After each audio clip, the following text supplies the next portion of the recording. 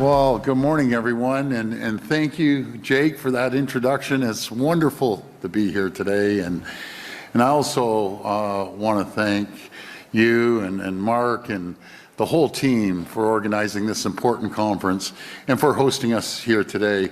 I also want to acknowledge all the First Nations leaders who are here from across our province, as well as all of our distinguished visitors from overseas. Welcome to the greatest jurisdiction in the world, and that's called Ontario. I'm a little biased when it comes to that. It's a real pleasure to be here alongside National Chief Cindy Woodhouse. I know I talked to the National Chief this morning. I think she had to run and get something done there, but she's just a wonderful leader and a great relationship we have, as well as Ontario Regional Chief Abraham Benedict. I'm not too sure where the regional chief is, but welcome. And of course, one of my champions is Minister Greg Rickford and all the other colleagues right across our great country. As instability and global conflict and tariffs disrupt supply chains and create economic uncertainty, we can't afford to be complacent. We can't accept the status quo. Now more than ever, it's crucial that we work together as governments, First Nations, businesses, and investors to build the major projects that will reduce our reliance on a single market and ensure that we're prepared for anything. We may not be able to control President Trump, but we can control the decisions we make right here in Ontario by building the most competitive, resilient, and self-reliant economy in the G7. As part of our plan to protect Ontario, we're working with Indigenous partners to invest more than ever on our $236 billion plan to build, which is the largest plan of its kind in Canadian history. We're building new rail lines, airports, and seaports so we can find new trading partners and rely less on old ones. Folks, I looked at the numbers the other day. Our goods, 74.5%, let's say 75%, get shipped down to the U.S. And as a business owner myself, I'd never want to put 75% all in the hands of one customer, if you want to call it one customer. As we move forward with our historic plan to build, we're ensuring that Indigenous communities share in the benefits of these projects and that we're making progress towards economic reconciliation. To support this goal, our government is providing $3.1 billion. I'm going to repeat that, $3.1 billion in loan guarantees. It's huge. It's never been done before, folks. To support Indigenous equity partnerships in major project developments. These partnerships mean that Indigenous communities aren't just consulted on these projects, but are brought on board as co-owners and beneficiaries. Ontario's growing nuclear sector is one example of how our government is successfully partnering with First Nations to make big projects happening. In February, we announced $250 million investment partnership between Bruce Power and Saugeen Ojibwe Nation, supported by Ontario's Indigenous Opportunities Program and the financing program, to increase production of life-saving medical isotopes at Bruce Power. And we're working closely with Williams Treaties First Nations to build the first new large-scale nuclear site at Wesleyville, while providing opportunities for First Nations equity ownership. And folks, I'll tell you how important Wesleyville is.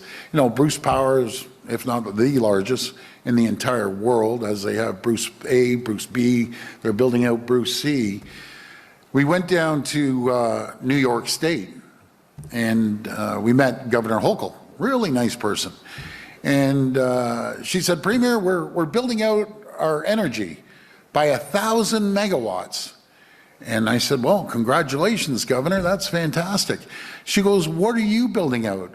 I said, well, we're adding 16,500 megawatts.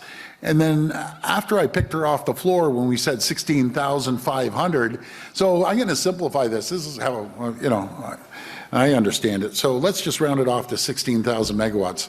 16,000 megawatts equals powering 16 million homes.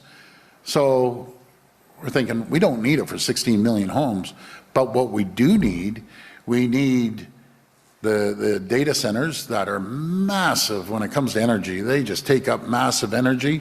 We need them for the data centers, because when we build data centers, who comes along? The Microsofts of the world, the Googles, and everyone else starts flowing.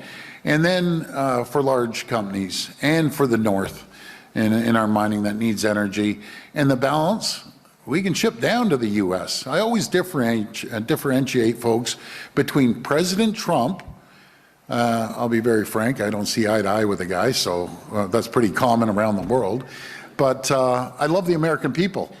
And they roll out the red carpet when we're in Texas, and they were like, yeah, don't worry about the tariffs, they'll go away, and keep moving. So I always differentiate. And the Americans absolutely love Canadians. I'll tell you that I saw firsthand. I spent 20 years of my life down in our Chicago, New Jersey facilities, and they're just great people. And we will get through these tariffs. And of course, we're also working in close partnership with First Nations to unlock the Ring of Fire, which will add $22 billion and 70,000 jobs to Ontario's economy. And thanks to our partnerships with Webequie First Nation, Arrowland First Nation, and Martin Falls First Nation, shovels will be in the ground on the road to the Ring of Fire next month, with the work moving forward 5 years ahead of schedule. You know, folks, when I went down to Texas, and that's amazing. And it's thanks to those partnerships that's happening. And I just want to thank the chiefs. They were absolutely incredible. But we're in a global economic fight of our lives here. And when I went down to the States, you know, my saying now is move faster, quicker, immediate, because if not, they're going to eat our lunch.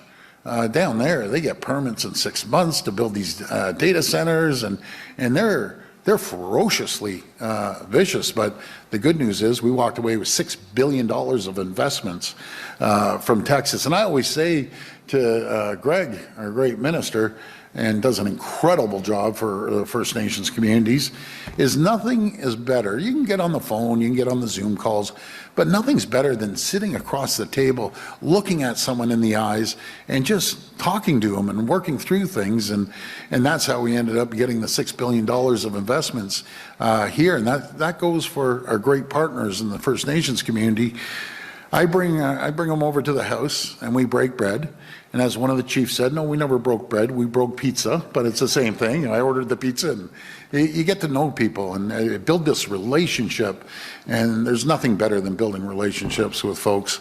So the roads to the Ring of Fire are an incredible example of the benefit of the Indigenous partnerships in major projects. Not only will we develop, have a good development of the region, bringing new jobs and opportunities, supporting First Nations members in their communities, it will also help First Nations access healthcare, education, food, fuel, and other services faster and more conveniently. And remember our conversation with our great chief up at Martin Falls. Man, this hits right at home, and because they're landlocked, right? They're a flying community. And people have no clue. The average folks here have no clue that you have to bring in diesel. You have to try to bring in food. Half the time it's frozen. These are the stories I'm hearing. And the young people, you know, they're stuck there. And if they want to go for the weekend, they got to hop on the plane and so on and so forth. So the chief told me, do you know who made my decision? And I said, who? He goes, about a community of about 400. He goes, we went in and sat down, and when I asked the young people, do you want a road coming in here? And the whole place erupted, started cheering. And so I got on a Zoom call, it was around Christmas time, and talked to them, and they were so excited. They're so excited because it's going to change their lives. It's going to bring education. It's going to bring proper health care. It's going to bring opportunities. And as simple as, and this is what we take for granted until you visit these communities, which you have. And I said, Chief, do you need a community center? He goes, well, we got a little one and we act as a storefront.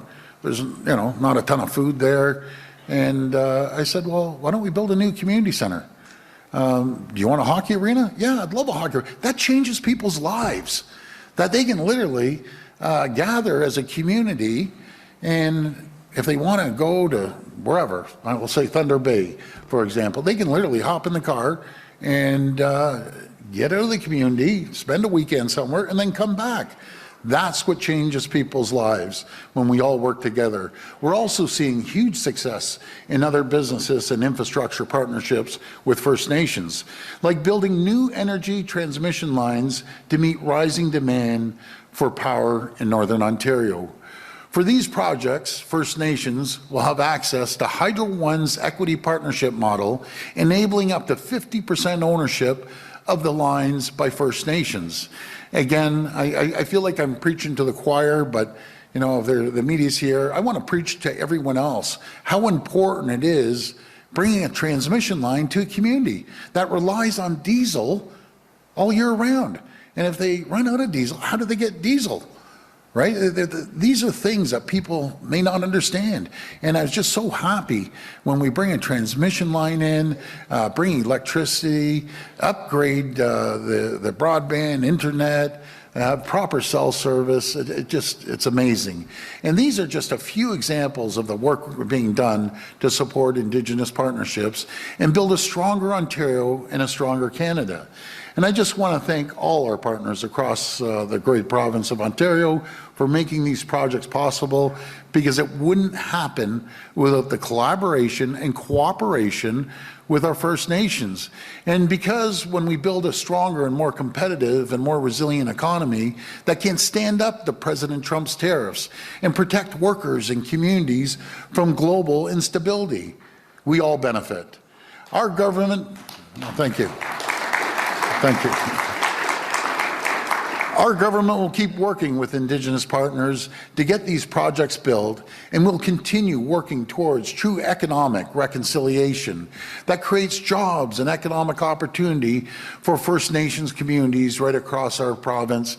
Again, I'm so grateful, number one, for having me here, and number two, for collaborating and cooperating and partnering with the government, because when First Nations and government and businesses and investors all work together, folks, we're unstoppable around the world. We become an economic powerhouse around the world. So again, I'm very grateful. Thank you, and may God bless the people of Ontario. Thanks so much, everyone. Have a great event.